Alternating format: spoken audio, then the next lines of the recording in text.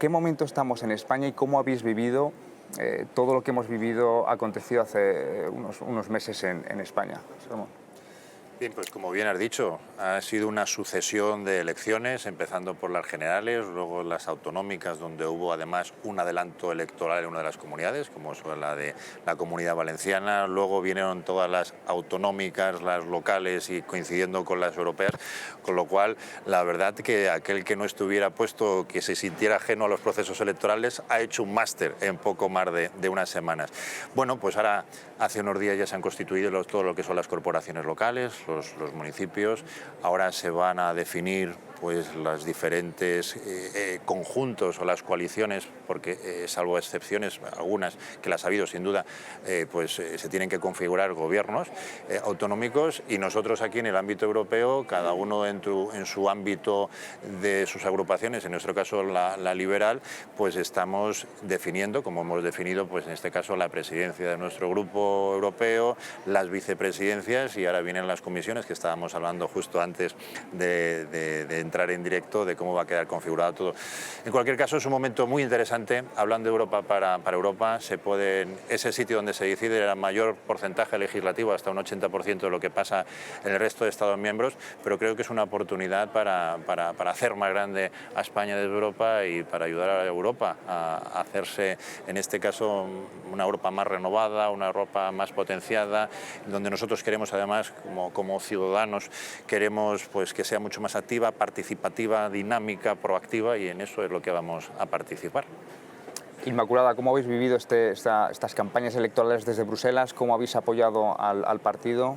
Bueno, yo la verdad es que lo primero que quiero destacar es que en España yo creo que ha sido un país donde el resultado electoral ha sido muy positivo, porque ha habido una importante participación. Yo creo que lo primero hay que poner en valor la alta participación que hemos tenido en nuestro país, tanto en las generales como en las autonómicas y locales y en las europeas. Es verdad que en España, al coincidir con las municipales y autonómicas, hemos tenido un plus. Yo creo que hubiera sido difícil alcanzar ese 64%, pero que es un porcentaje altísimo, ¿no? También en las europeas ha aumentado la participación. Llevábamos, desde que se convocaron las primeras elecciones, un proceso en declive que llegó al mínimo en el 2014 con un 43% exclusivamente de participación, pero hemos subido 8 puntos, ahora estamos en un 51%. Desde luego es insuficiente, pero esperemos que sea un cambio de tendencia, ¿no? Respecto a cómo lo hemos vivido, todos los que estábamos aquí en el Parlamento, el último pleno en Estrasburgo fue, creo recordar, la segunda semana de abril, que coincidía justo el Jueves Santo, terminamos nuestra labor parlamentaria, ¿recuerdas, Miguel? Y yo me he dedicado de lleno a hacer toda la campaña desde mi comunidad. En mi caso, antes lo decía José Ramón, las elecciones generales y valencianas coincidieron, y luego está totalmente implicada. Y una cosa muy en positivo, y no sé si lo apreciaréis vosotros también, yo ha sido la campaña de las europeas en España donde he visto un mayor interés por las elecciones europeas. Tanto desde el punto de vista del interés que ha tenido lugar en los medios de comunicación, ha habido más debates que nunca. Yo en el ámbito de la Comunidad Valenciana he participado en 11 debates, muchísimas entrevistas, muchísimos actos. Había más interés por las elecciones europeas porque estaba en juego el proyecto europeo. Yo creo que ese mensaje ha calado y mucho, de importancia de que pudiéramos frenar las expectativas de auge de los partidos euroescépticos ultranacionalistas, porque es verdad que han subido, pero han subido un 10%, no consiguen una minoría de bloqueo, y el porcentaje de partidos que somos grupos políticos europeístas somos un 73%. Luego el proyecto europeo lo hemos salvado. Ahora tenemos que ser todos capaces de cumplirlo y de implementarlo. Y yo quiero felicitar al Parlamento Europeo por la campaña que ha hecho para facilitar esa mayor implicación, esa mayor participación. Ha habido muchísima colaboración de la Dirección General de Comunicación del Parlamento Europeo con todos los medios de comunicación, no solo nacionales, sino también regionales, que me parece fundamental. Porque muchas veces nos creemos que las campañas se dirimen en Madrid, y no. tenemos un Estado territorial donde nuestras comunidades autónomas, nuestros municipios son fundamentales, y que estén implicados los medios de comunicación de ámbito inferior al estatal me ha parecido estratégico. Lo importante es que no se hable de Europa solo cuando hay una campaña electoral y que no se hable de Europa solo cuando dan malas noticias. Como decía, luego hablaremos de esos 20 puntos de subida en la participación. Miguel, desde Podemos, segundas elecciones europeas, 2014, 5 eurodiputados. ¿Qué habéis aprendido y cómo habéis vivido también desde el partido esta pre-campaña, esta campaña y estos resultados?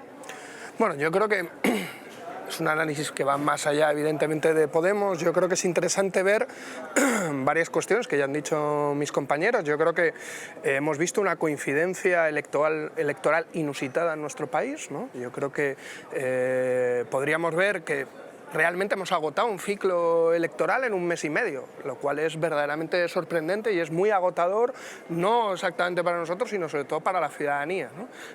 Donde muchas veces, por desgracia, no sabe si está votando en las islas, si está votando en su municipio, o si está votando en Europa y a qué está votando, ¿no? Yo creo que habría que ver si ha beneficiado eso al debate europeo o no, y yo creo que no. O sea, eso es lo que yo pienso. Evidentemente ha habido un aumento de la participación, porque la coincidencia electoral ha arrastrado al votante hacia las elecciones europeas, pero seguimos teniendo una importante desafección en el conjunto de Europa. No solo se ha arrastrado, por cierto, en España, aquí en Bélgica había elecciones también regionales y generales, lo cual ha aumentado justamente también la participación, pero por contra tenemos Portugal, en donde hemos tenido la más baja participación justamente de la historia en unas elecciones.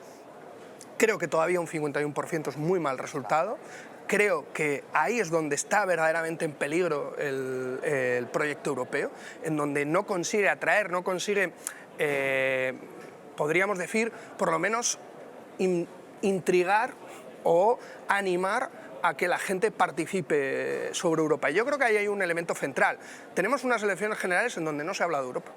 Si vimos en los debates, en ninguno de las preguntas, nadie preguntaba sobre Europa. Parece que estábamos en otro sitio, que no vivíamos en este continente, que no formábamos parte de la Unión Europea. Se hablaba de todo, pero no se hablaba de Europa. Y es que las políticas que se definen en Europa condicionan mucho las políticas que luego aprobamos en comunidades autónomas, en municipios, en ayuntamientos o en el propio Parlamento, ¿no?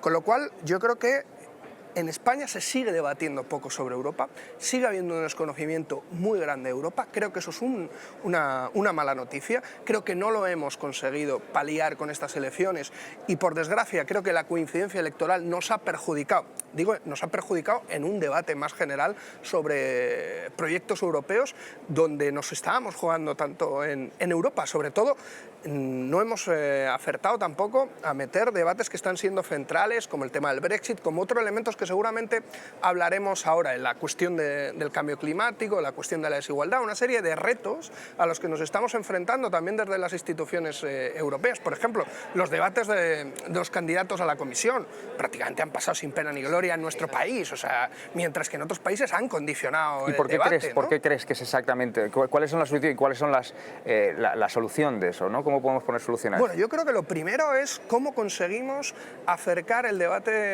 europeo a la ciudadanía. Yo creo que eso es... y cómo hacemos comprender que verdaderamente lo que se decide aquí influye, y sobre todo lo que se dice, cuando digo aquí, es en las instituciones europeas. Por desgracia, el Parlamento decide bien poco sobre las políticas que verdaderamente influyen a la ciudadanía, donde se aprovechan las elecciones del Parlamento Europeo para podríamos reactualizar toda la institución europea con la propia Comisión, que ahora mismo también hablaremos sobre ese debate. Entonces yo creo que es acercar a la ciudadanía, ver cómo las políticas influyen, que se deciden en Europa, influyen en nuestra vida cotidiana, y ahí creo que los medios de comunicación también tienen una labor. O sea, para mí me parece imperdonable, lo decía antes, que en un debate de las generales no se pudiera haber puesto, por ejemplo, un apéndice, un epígrafe, un tema sobre qué proponían los diferentes candidatos sobre Europa, donde hay acuerdos pero también hay diferencias y no pasa nada. Y yo creo que se tienen que mostrar esas propuestas diferentes para Europa, porque al final, por desgracia, hemos votado mucho en clave nacional, hemos votado mucho en clave municipal o autonómica, más que en clave de proyectos europeos. Al hilo de lo que decía Miguel, yo creo que es una responsabilidad de todos nosotros el precisamente acercar a Europa y las instituciones europeas a los españoles. Nosotros, además, de hecho, era uno de los leitmotiv, de uno de los puntos de argumentación en nuestra campaña europea. Es decir, queremos rendir cuentas. Los europarlamentarios debemos rendir cuentas ante los ciudadanos europeos. Les debemos decir qué es lo que está pasando, cómo podemos influir. Pero acercar, además, que yo siempre digo que es una de las cosas que no se ha hecho bien en el pasado, es decir, acercarnos a las instituciones no significa solamente explicar lo que son las instituciones, sino hacer que todas aquellas líneas de ayudas, todas aquellas líneas en las cuales se puede estar realmente ayudando a los ciudadanos españoles estén a disposición. Por ejemplo, pues en el trámite de cualquier tipo de líneas y de ayudas. Es que hay gente que no puede acceder ni tan solo a los trámites más básicos. Es que hay, y ya es una cuestión ya puramente de la realidad del siglo XXI, hay sitios donde no llega la fibra. Mírame que es un absurdo. Entonces, al no llegar la fibra, a determinados sitios no puede hacer la instancia más básica, que es lo que le permite optar, por ejemplo, a una ayuda europea. Pero es que también, ya en sitios donde la fibra está a tu disposición, es que hay gente que no sabe qué es lo que tiene que hacer administrativamente para llegar a optar a cualquier, no solamente línea de ayuda, sino a la intervención directa en la participación de la actividad europea. Con lo cual, eso es un punto. Segundo, tenemos que rendir cuentas. La gente tiene que saber lo que está pasando en Europa, pero no porque alguien te lo pregunta, sino porque tú voluntariamente quieres estar en primera línea y decirle a la gente, mira, yo estoy haciendo esto, mi grupo está participando en esto, queremos ser proactivos, nada reactivos. Y es una de las cuestiones que además nosotros en nuestra lista, en nuestra candidatura, también pusimos de manifiesto. Es decir, en este caso Albert Rivera decidió configurar una lista exclusivamente para lo que eran las elecciones europeas. Nosotros lo que queremos es precisamente que se identifique, y nosotros como partido hicimos una gran apuesta para lo que eran las elecciones europeas, una lista transversal de gente que venía de diferentes procedencias, pero que nos permitía a todos precisamente poner de manifiesto la importancia, y que además es básico y fundamental, que aquí, pues para llegar a Europa tienes que entenderte y correlacionarte directamente, hay que saber idiomas, y eso es fundamental. La gente tiene que saber qué es lo que estamos haciendo, cómo lo estamos haciendo y de qué forma puede llegar a líneas de ayudas administrativas, o simplemente qué es lo que Europa les ofrece a cada uno de ellos. Yo quería añadir algo a lo que tú has comentado, Miguel, porque desde tu punto de vista, ¿crees que no ha sido positivo para el debate europeo el que coincidieran las elecciones? Yo creo que eso no podemos hacer generalizaciones. Mi experiencia en la Comunidad Valenciana es completamente diferente. Es verdad que en la Comunidad Valenciana coincidieron solo con las municipales y no con las autonómicas. Y yo creo que eso es un acierto. Porque es verdad que el debate autonómico en el ámbito regional se lo lleva todo. Pero el haber confluido europeas y municipales, desde luego en el resultado de la Comunidad Valenciana ha sido muy positivo. Y hay una cosa en la que no estoy de acuerdo, que consideras que el ciudadano quizá no diferencia bien con tanta elección. Yo creo que eso no es así. Yo creo que el resultado electoral refleja que el ciudadano no ha votado lo mismo cuando ha votado a nivel municipal, autonómico, generales y europeas. Ahora, sí que es cierto que no nos podemos conformar un 51%, yo antes lo he dicho, me parece absolutamente reducido, pero la clave es, y en eso estoy de acuerdo contigo, y con lo que tú también has dicho, cómo conseguimos acercar Europa a los ciudadanos.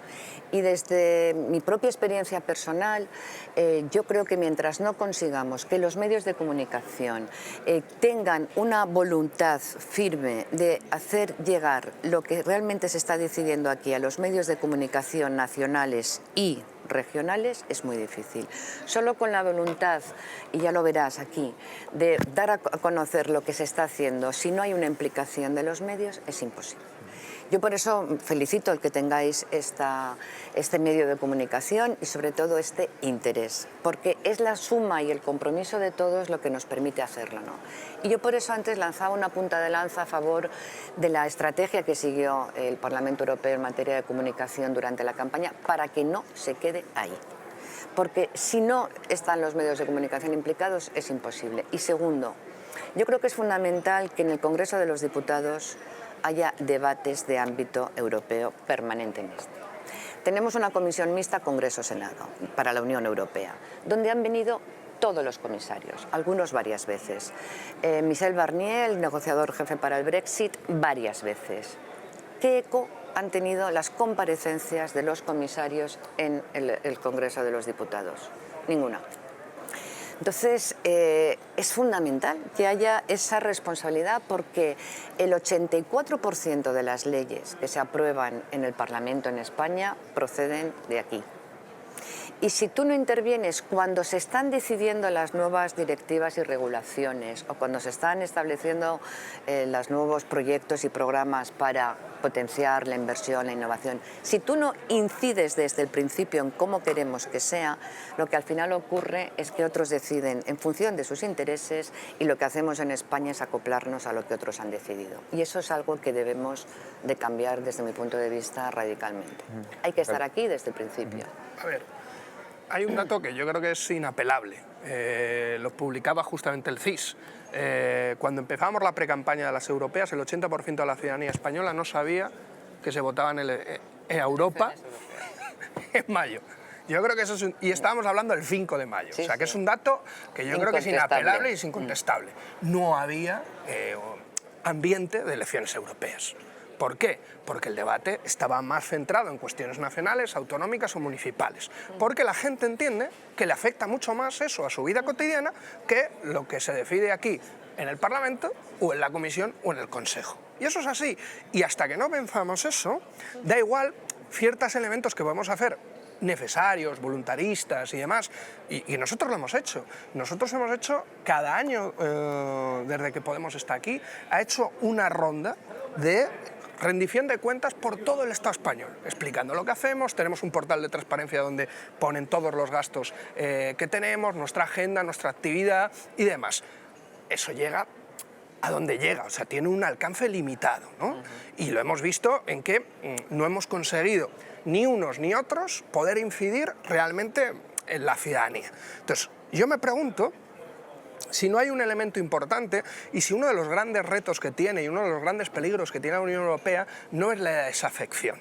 No es la desafección de ver esto como algo alejado, que no tiene nada que ver con sus vidas y que en el peor de los casos lo ven como algo que empeora sus vidas, no que las puede mejorar, ¿no? Y yo creo que eso es unos barómetros, eurobarómetros, que además salieron. O sea, que lo dicen justamente. Entonces, ¿cómo combatir eso? Yo creo que es lo que nos debería de hacer reflexionar. Y cómo también ese 25-26% de extrema derecha no también se construye sobre esa desafección que se está generando, ¿no? O sea, es muy interesante ver que es verdad que la extrema derecha no ha crecido tanto como ellos vendían que iban a crecer, no han conseguido esa minoría de bloqueo, que es un 30%, que era donde querían llegar, evidentemente. Pero no podemos cantar victoria, ¿eh? La extrema derecha ha sido primera fuerza en Italia, primera fuerza en Francia, primera fuerza en el Reino Unido, con un partido constituido un mes y medio antes de las propias elecciones. Tercera fuerza en Alemania, cuando en las elecciones de 2014 no existían alternativas por Alemania prácticamente. Polonia han revalidado y han mejorado resultados. Orbán ha revalidado y ha mejorado resultados. Todo o sea, que estamos ante una situación que no podría decir hemos esquivado la bala, ¿no? Porque lo digo porque es un poco, a veces se intenta dar una imagen que yo creo que nos evita ver que el problema va más allá que lo que expresan esas fuerzas, que yo ya no llamaría euroscépticas, ¿eh? O sea, también están haciendo un giro en este sentido. Y yo veo, la propia Le Pen hizo una serie de... Le Pen ha hecho una serie de entrevistas en el País. Bueno, Orbán está en el Partido Popular. Lo sé, ¿no? pero es euroscéptico. Sí, bueno. Ellos tienen que aclarar eso, desde Yo creo luego. que son... O sea, ellos están definiendo a sí mismos, pero lo digo como euroreformistas, en el sentido de que creen que pueden gobernar la Unión Europea hacia sus intereses. Pero ¿Para qué se van a salir una cosa. si lo pueden hacer así? El hecho de que hayan subido, es cierto, es un tema que hay que evitar y hay que frenar, pero no hay que dejar de decir que no han conseguido lo que querían, que no tienen minoría de bloqueo. Que a mí es lo que me preocupa. Pero tú imagínate en qué situación estaríamos ahora en este debate si tuvieran la minoría de bloqueo. O sea, yo lo que digo es, no les demos una representación que afortunadamente no han tenido. ¿Que hay que trabajar para evitar que tengan esa aceptación que la tienen y ha crecido, un 10%? Por supuesto. pero no les pongamos más capacidad de la que tienen, porque los votantes afortunadamente no se la han dado. Y yo creo que sin duda alguna, detrás del resultado de los grupos que sí que son euroescépticos y que son partidos que defienden la renacionalización de las competencias, etcétera, detrás de eso está también la capacidad que han tenido de alimentar el miedo ante los retos que tenemos y que ningún país solo puede afrontar. El miedo ante la globalización, el miedo ante los retos tecnológicos y desde luego el miedo ante la inmigración. Y culpabilizar esos retos. Yo creo que es... Y el cambio climático, Tiene sí, pero mucha no solo importancia. sin duda. No, pero no, estoy incluso en su hablando, discurso, ¿eh? Pero en donde ellos han alimentado, yo creo, claramente, el miedo ha sido en estos tres. Y que tenemos un reto enorme de cambio climático, sin duda, de despoblación, sin duda.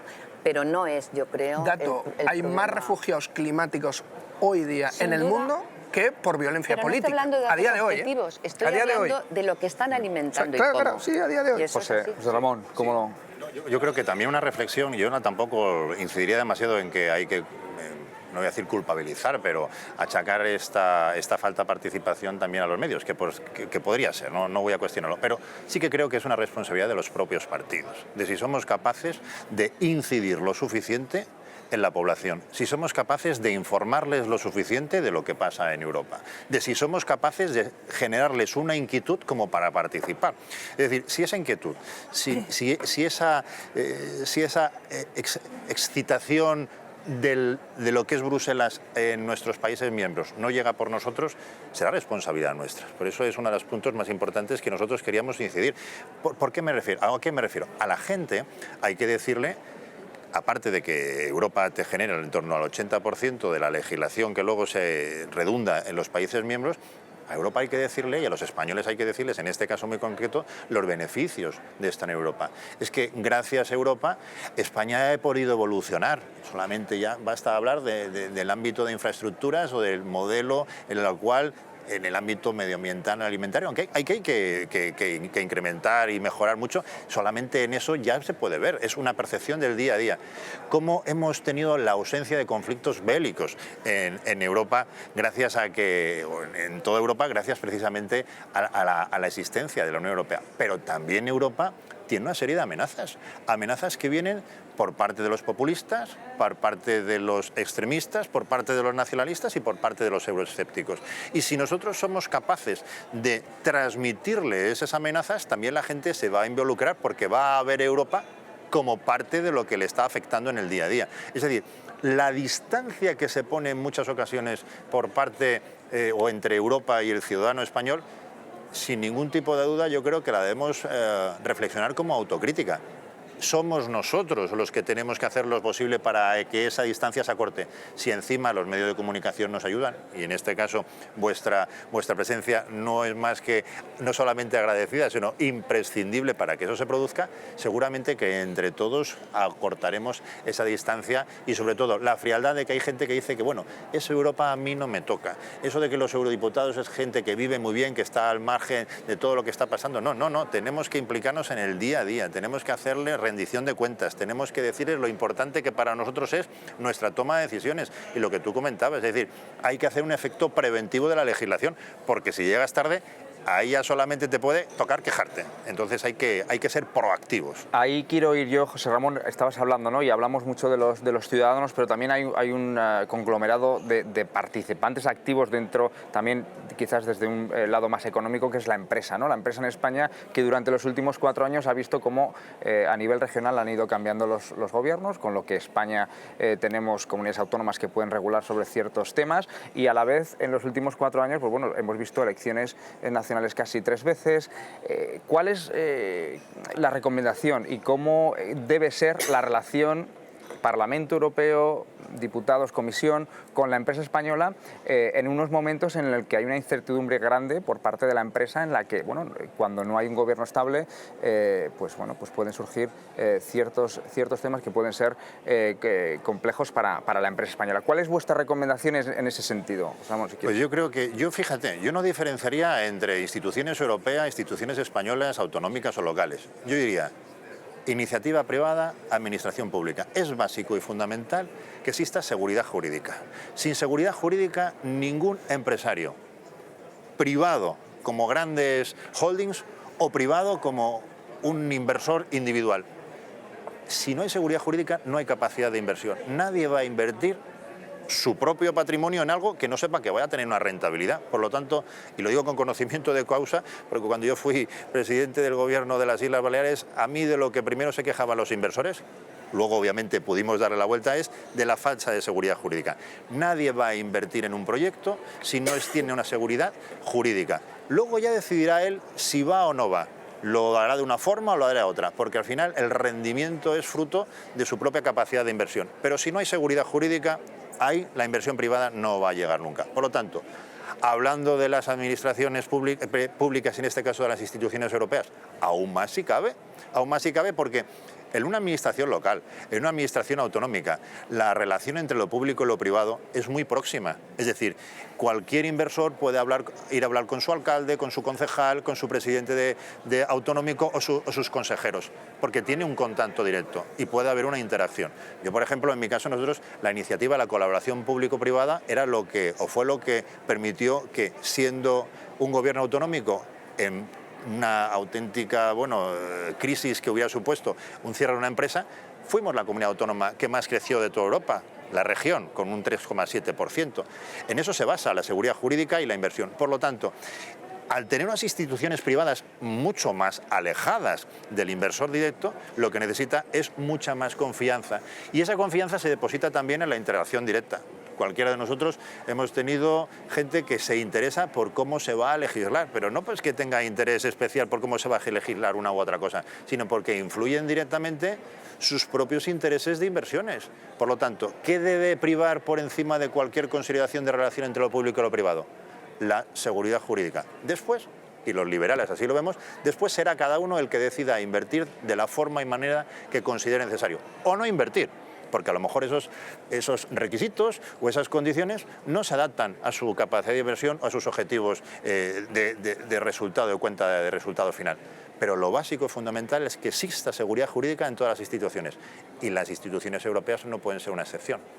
Sin lugar a dudas, una de las bases de la relación instituciones y empresa privada es la transparencia, ¿no? En Bruselas existe un registro de transparencia, en España existen comunidades autónomas y algunas ciudades que están empezando a tener ese registro de transparencia, pero España como país, el Congreso de los Diputados o las instituciones Congreso-Senado, no hay un registro de transparencia. No sé, Miguel, cómo lo veis desde vuestro grupo, cómo se está gestionando todo esto.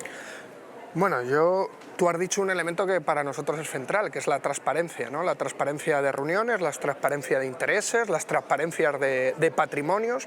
Yo ahí metería una cuestión fundamental en relación a la transparencia, que es también la eliminación de las puertas giratorias, que por desgracia no solo en nuestro país, aquí en Europa, las hemos visto de una forma muy alarmante. Y hemos visto como comisarias que han legislado, por ejemplo, sobre Uber, ahora trabajan para Uber. Hemos visto como presidentes de la comisión que legislaban para salvar a bancos en contra justamente de poder salvar familias, ahora trabajan para esa gran banca, incluso, por cierto, recibiendo todavía sus pensiones, aunque desde aquí, desde el Parlamento Europeo, pedimos, creo que casi todos los grupos, que se les retirara la pensión, cosa que no se ha hecho con el caso de Durão Barroso, ¿no? Entonces yo creo que es muy interesante ver que no solo hay que hablar de transparencia, la transparencia es mucho más que poner con quién te reúnes. Yo creo que es muy importante ver también y eliminar una idea de que es que Bruselas es la capital del lobby mundial. Y es la capital del lobby mundial de las empresas, justamente. Y el poder que tienen también todas esas empresas sobre las instituciones. Te pongo un ejemplo muy sencillo también de un medio de comunicación. Empresas y asociaciones, quiero decir, ONGs. Sí, claro. Decir. Por eso he matizado justamente con empresas, porque estábamos hablando sobre empresas. Pero te pongo un ejemplo, ¿no? Cámara oculta de la BBC en esta legislatura pasada, no, la anterior, justamente, que hicieron lobby a 3 eurodiputados de la Comisión de Economía, en la que yo formaba parte, y les grabaron en cámara oculta, donde les ofrecían directamente meter una serie de enmiendas en unos informes a cambio de 600.000 euros, ¿no? Esos 3 MEPs metieron esas enmiendas en la Comisión de Economía, luego se salió ese escándalo en la BBC, todos los oyentes lo pueden ver, y estaba implicado un eurodiputado español que repitió en la siguiente legislatura. Entonces, para mí no es tanto el problema de la relación institución-empresa, sino qué tipo de relación es la que se construye entre la institución, la empresa y también entre la institución y la sociedad civil. Hay una imagen para la mayoría de la población de que aquí las empresas tienen mucho más poder que la sociedad civil. Y eso yo creo que se elimina siendo transparente en todos esos sentidos, no solo en con quién te reúnes, sino qué tipo de patrimonio tienes, sino el tema de las puertas giratorias y una serie de cuestiones que sean ejemplarizantes, y eso da también seguridad jurídica a los ciudadanos, no solo a las empresas, porque yo creo que hay un elemento en donde, y de credibilidad, y sobre todo respetabilidad.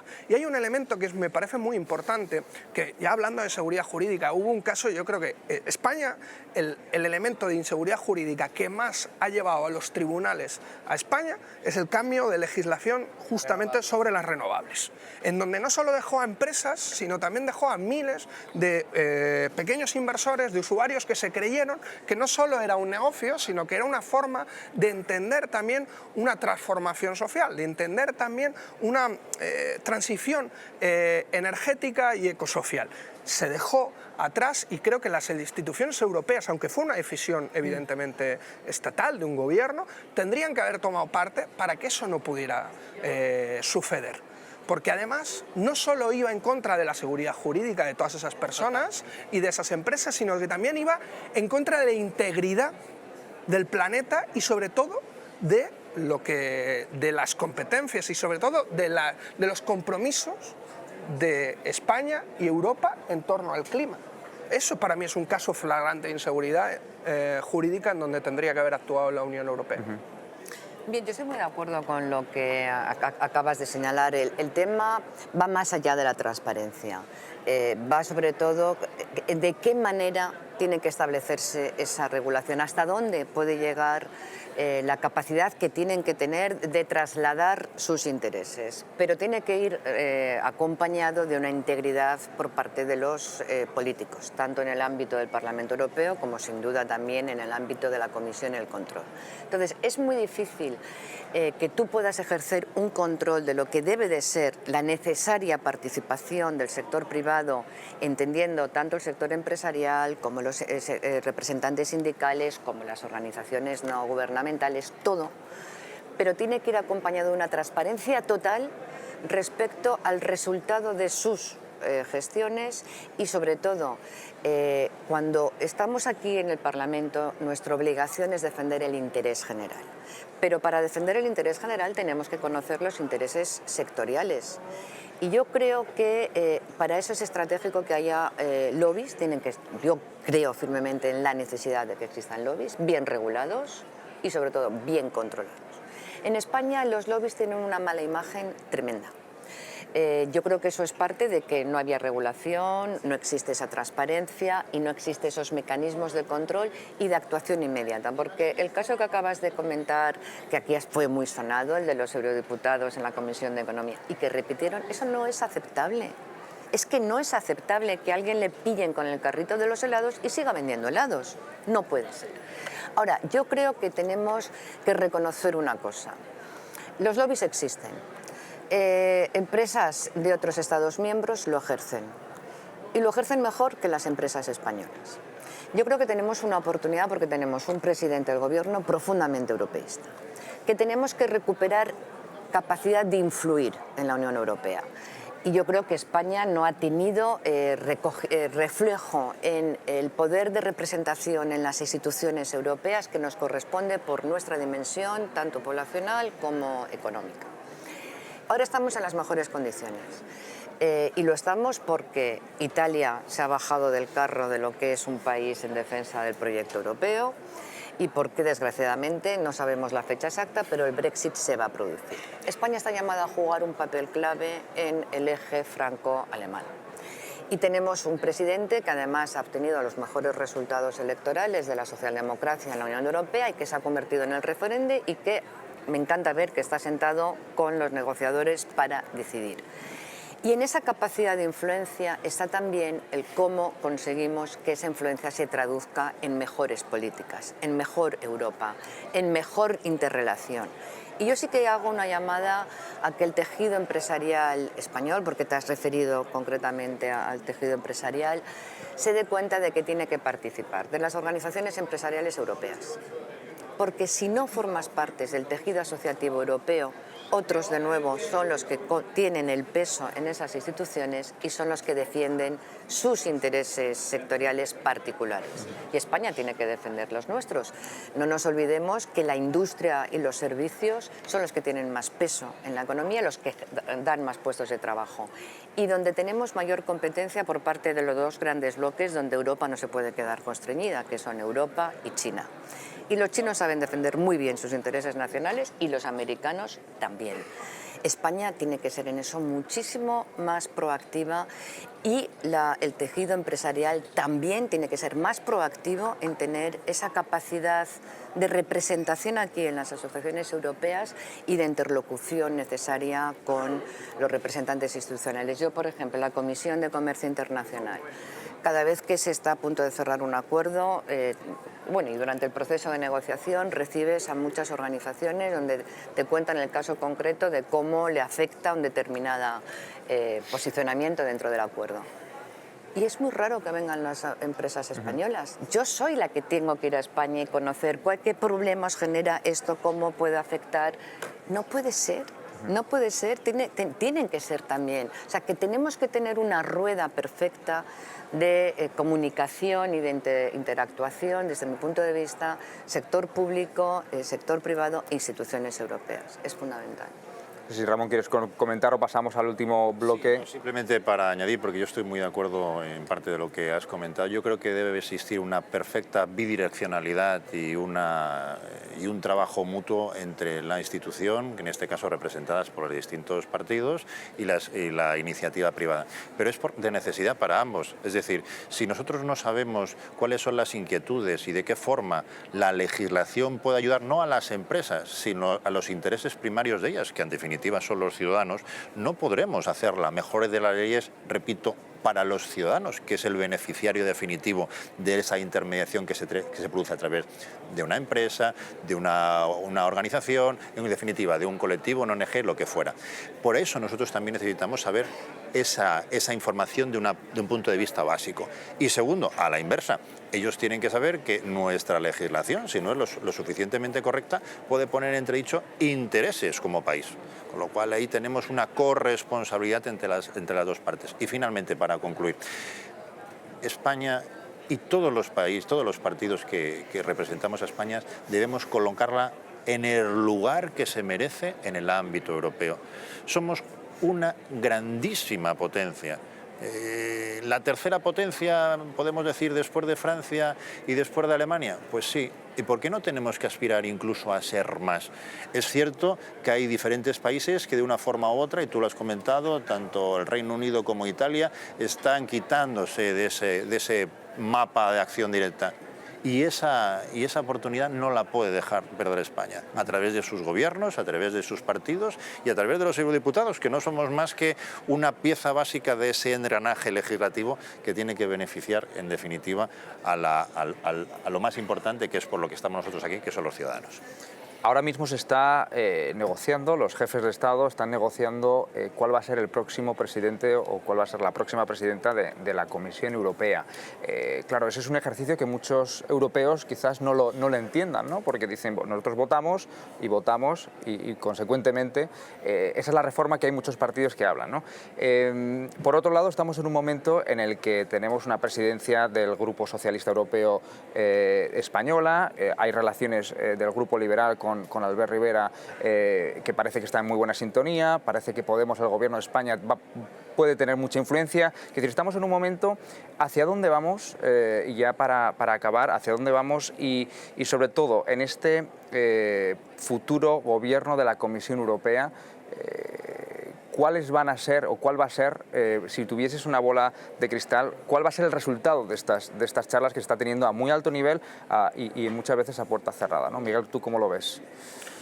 Bueno, la primera cuestión que a mí me parece importante, estamos hablando exclusivamente de nombres y no estamos hablando prácticamente de nada de políticas que deberíamos de meter y poner encima de la mesa para la nueva institucionalidad europea. Yo creo que es un elemento central, o sea, cuáles son los retos a los que se enfrenta la Unión Europea, cuáles son nuestros retos como país. Yo creo que son una serie de elementos que tendrían que estar encima de la mesa. Para mí la desigualdad, para mí la cuestión del cambio climático, para mí la cuestión de una transición energética justa que no deje a nadie atrás, una necesaria reindustrialización que trabaje en pro de ese cambio de modelo productivo que nos debe llevar el cambio climático, una política comercial justa y una política que respete los derechos humanos, evidentemente, en primer lugar, la vulneración de derechos humanos que llevan las políticas migratorias que estamos viendo ahora mismo aplicadas por la Unión Europea.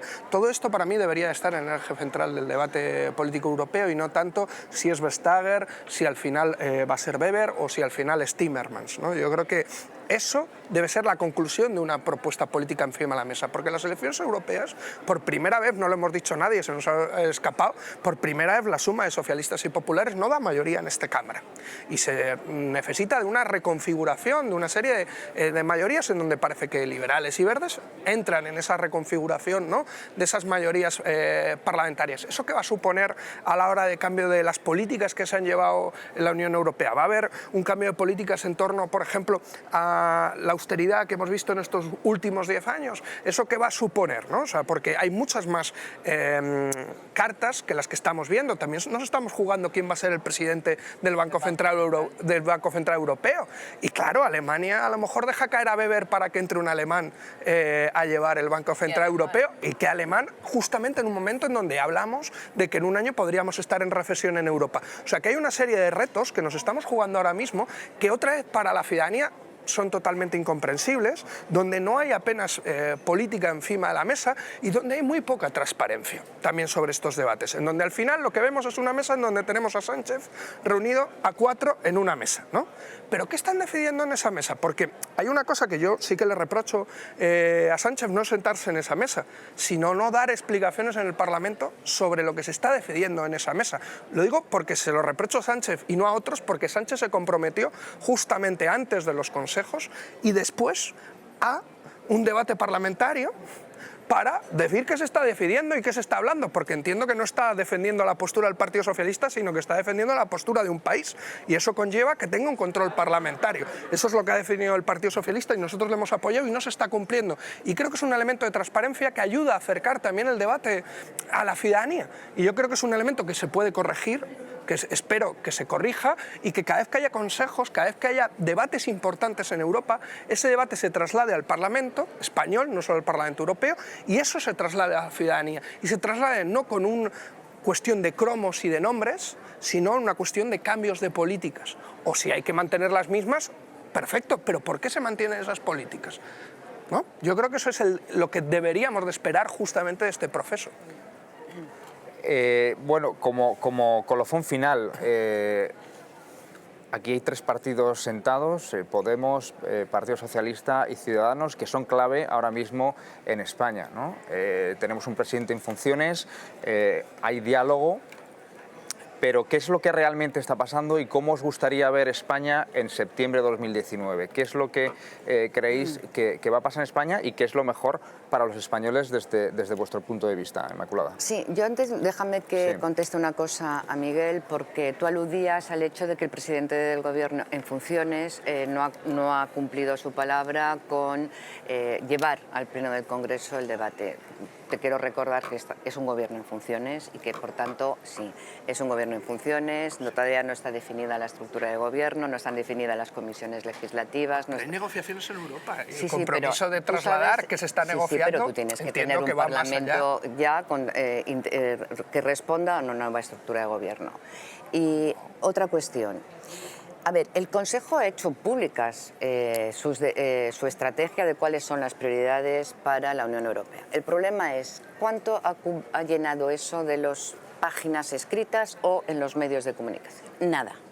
Yo me las he leído porque las tenemos, son accesibles. Pero el problema es cómo llega eso al ciudadano. Es muy difícil, porque ahora todos los medios de comunicación lo único que les importa son los nombres. Afortunadamente ha habido un acuerdo en el último Consejo mínimo respecto al presupuesto del euro, pero lo ha habido, no ha sido posible lo que nosotros defendíamos. Hemos de decir que los socialdemócratas en la Unión Europea hemos recuperado más peso, tenemos ahora el gobierno en Suecia, en Finlandia, en Dinamarca, pero seguimos estando en minoría. La derecha y los liberales suman más. Y los países del este han dificultado el acuerdo respecto al euro. Bueno, pues eso sí que ha ocupado páginas. Siempre que hay una mala noticia lo ocupa. Los acuerdos respecto a las prioridades estratégicas, donde sí que ha habido un consenso, no ha tenido ningún interés. Y solo sigue siendo las negociaciones. Entonces, los grandes retos que tiene la Unión Europea, yo creo que hay un acuerdo. Lo difícil es cómo abordamos esos retos. Porque que tenemos el reto de la inmigración y que tenemos que dar respuesta con seguridad y con una concepción amplia de los inmigrantes y refugiados que deben de venir necesariamente a Europa, que tenemos un problema demográfico, pues no hay un acuerdo unánime. Ahora, sí que tenemos identificado el reto tecnológico, el reto del cambio climático, sin ninguna duda. Desgraciadamente no hemos conseguido tampoco llegar a un acuerdo ahora. Entonces, yo creo que lo importante, y los ciudadanos que nos están viendo, y todos nuestros televidentes, ¿no?, deben de darse cuenta que también cuando votan en las elecciones generales, municipales, autonómicas, están votando que Europa quieren. Porque al final, quien toma las decisiones es el Consejo. El Parlamento damos pasos, expresamos nuestras posiciones. En el tema migratorio, desde el principio hicimos una resolución ampliamente aprobada por el Parlamento, por todos los grupos, que no se ha trasladado al Consejo porque no la han aceptado.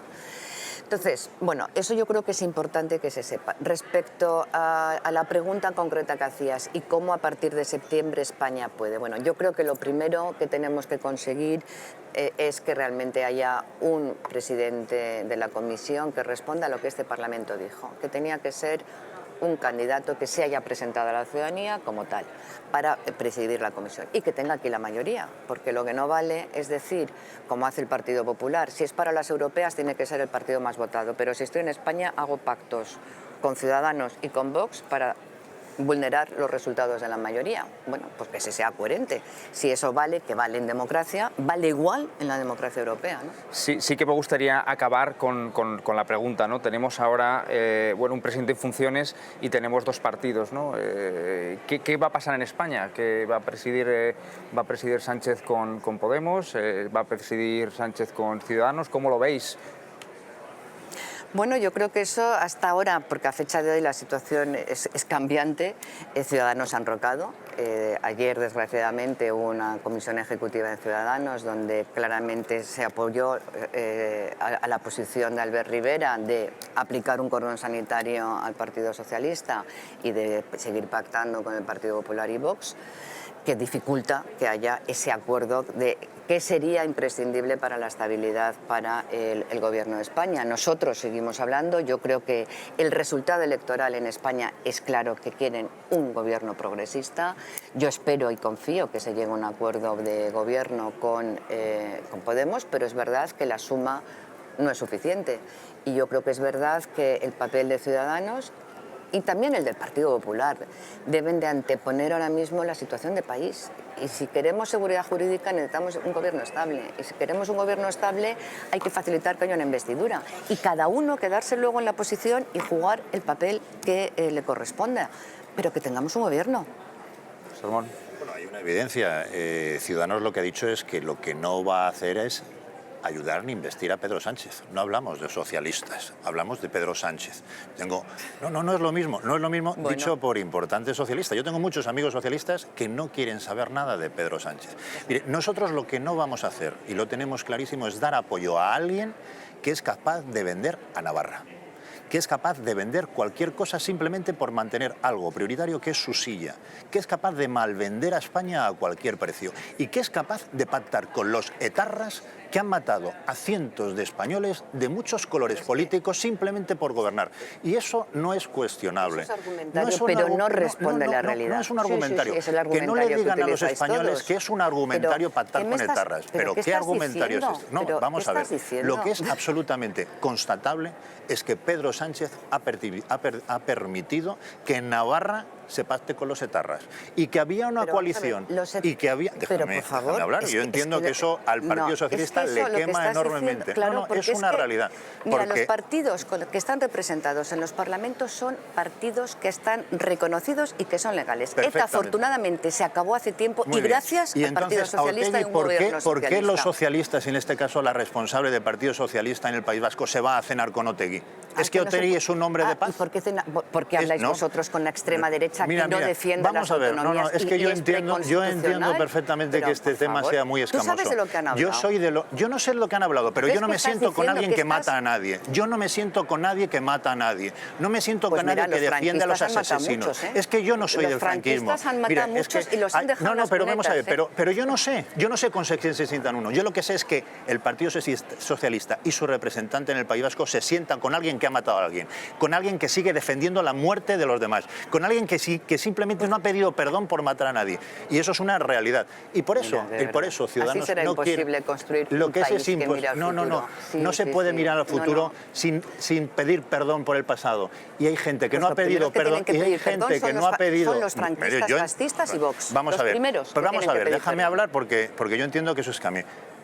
El Partido Socialista está pactando con etarras en Navarra, en lugar de dar un gobierno a la gente que se ha presentado en coalición y que representaba a UPN, al Partido Popular y a Ciudadanos. Entonces, ¿esos Y ha partidos por qué son legales? Si fuera así... Yo nadie está hablando de legalidad. Tenemos que Está terminar, hablando... sí. Es que vamos. No se habla de que haya Ramón. partidos legales o ilegales. No, no, es Se que- habla hombre. simplemente de que hay alguien que pacta con etarras. si un- y eso sí. no lo va a apoyar Ciudadanos. No, no, Rápidamente, pero sí que es porque tenemos evidente. que cerrar. Solo una Perdona, cosa Inmaculada, muy solamente breve. cerramos. Yo creo que al final se demuestra con este final que España es diferente, ¿no? ¿Por qué? Porque al final no hablamos de Europa y nos centramos justamente en... Bueno, hemos hablado de en Europa, otras hemos cosas. hablado de Europa, Al estamos final hablando de... terminamos con los retos que deberían de ver para Europa y nuestro papel en España, hablando de si ETA sí, ETA no. ETA desapareció hace mucho tiempo y yo creo que es una muy buena noticia que desapareciera hace mucho tiempo. asesinos Yo que creo que siguen en yo marcha, creo que es muy importante. Todas las personas han sido juzgadas y justamente, por cierto, Otegi no ha sido nunca juzgado hombre por de ningún paz, tipo un ningún hombre de tema de paz. asesinato. No, O sea, si es que un yo creo hombre que de paz, nunca. es yo un hombre de creo paz. que espera un momento, quiero terminar simplemente con una cosa. España es diferente porque al final no nos permite hablar de cuáles son los proyectos para Europa. Antes me quedé con una cosa que yo creo que es importante. Al final hemos tenido muchos debates sobre Europa en las campañas, pero al final se hablaba más sobre Cataluña que sobre Europa. Y no hablamos que por qué Ciudadanos y el PDeCAT votan el 84% de las veces igual en la legislatura pasada aquí en el Parlamento Europeo. ¿Por qué? Porque tienen el mismo proyecto para Europa y no nos permitía hablar justamente de Sí, cuál es ese rápido, proyecto. rápido, Un Miguel, proyecto Miguel, que y no acabamos, coincidía porque con si no el nos Partido echan, Socialista. nos echan. Y una cosa que yo Nos creo que echan. es muy importante sobre el tema de Pedro Sánchez, sí o no. También España es diferente porque ningún grupo liberal europeo estaría llegando a Muy acuerdos rápido, con la extrema muy rápido, derecha Ramón. en Europa. En ningún Muy sitio. rápido, muy Y acabamos, rápido. No pasa. acabamos porque si no nos echan Solo del en plato. España. Nos echan del plato. Solo pasa aquí. PDeCAT y Ciudadanos no apoyan lo desgraciadamente. mismo. Gracias a Ciudadanos, el PDeCAT fue eliminado del Grupo Liberal Votó el Europeo. 84% de las veces. Eliminado igual. gracias a Ciudadanos. Una cosa, pero una Miguel. cosa, en serio, José Ramón, votaron el 84% ¿En igual, serio? no pasa nada, si es que compartíais Oye, grupos, si es en normal. serio, es que no Si compartimos normal. grupos. Gracias a Ciudadanos, Sí, el sí, PDeCAT compartíais deja de grupo, estar dentro compartíais del grupo Me de hubiese gustado que esta discusión justo al principio del debate, es que si no nos van a echar del Sí, sí. Parlamento Europeo. Muchísimas gracias a todos, José Ramón, Inmaculada, Miguel, muchísimas gracias por venir. Gracias. Gracias.